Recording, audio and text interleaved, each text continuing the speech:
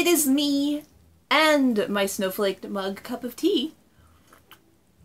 And a very happy Vlogmas Day 14 to everyone. Now today's tea from my 24 days of tea calendar is the one and only Snow Day, and it is peppermint, cocoa nibs, little chocolate drops, and cute little peppermint snowflakes.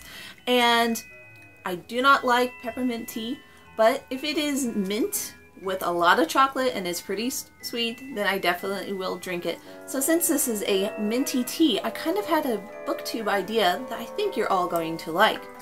So this is what I am calling my candy cane TBR or to be read pile. So I had this really beautiful book with maroon/red stained pages, and I thought, you know what, find two more books the same size and it makes a fantastic candy cane stripe.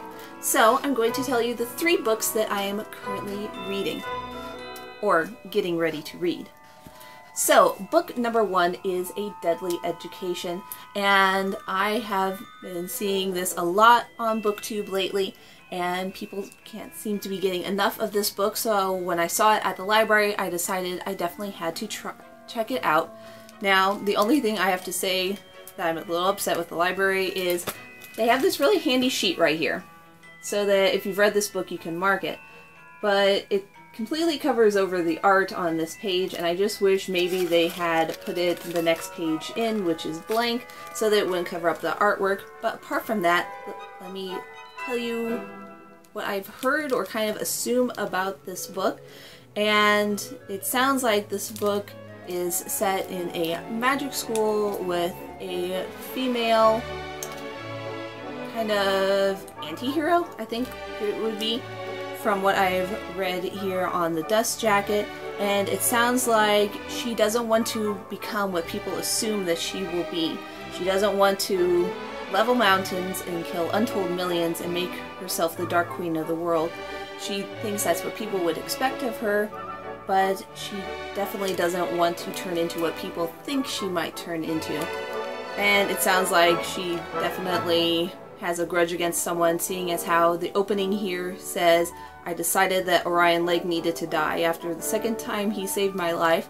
So that definitely sounds interesting, and I cannot wait to see what the rest of this book is like. So that is book number 1.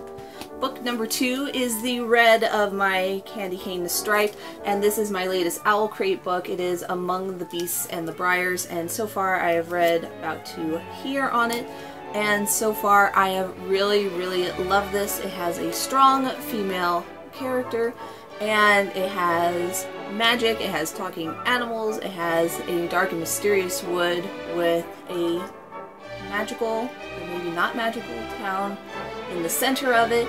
And the cool thing is about this character is, spoiler, she has been what they've called cursed by the dark wood, and so just a few drops of her blood could do anything from making a flower bloom or making a whole entire forest grow. And that sounds really cool because I have a green thumb. I love nature in dark and mysterious woods. It probably comes from reading Narnia when I was little, and I definitely think I'm really loving this book, and I cannot wait to see how it ends. And the last book is actually non-fiction, and I picked it up because of the cover and because of the fact that it has Shakespeare, and it is Death by Shakespeare. And this book is kind of going through the different ways that Shakespeare killed his characters. Weird, but I'm interested in Shakespearean anything. And it says that Elizabethan London provides a backdrop for Death by Shakespeare as Karen Harkup investigates the bard and the varied ways his characters died. Was death by snakebite as serene as Shakespeare makes out? Could the lack of sleep have killed Lady Macbeth? Can you really murder someone by pouring poison into their ear? Karen investigates what actual events may have inspired Shakespeare, and what the scientific knowledge of the time was, and how the Elizabethan audience might have responded to these death scenes. And Death by Shakespeare will tell you all this and more in a roller coaster of Elizabethan carnage, poison, swordplay, and bloodshed, with the occasional death by bear for good measure.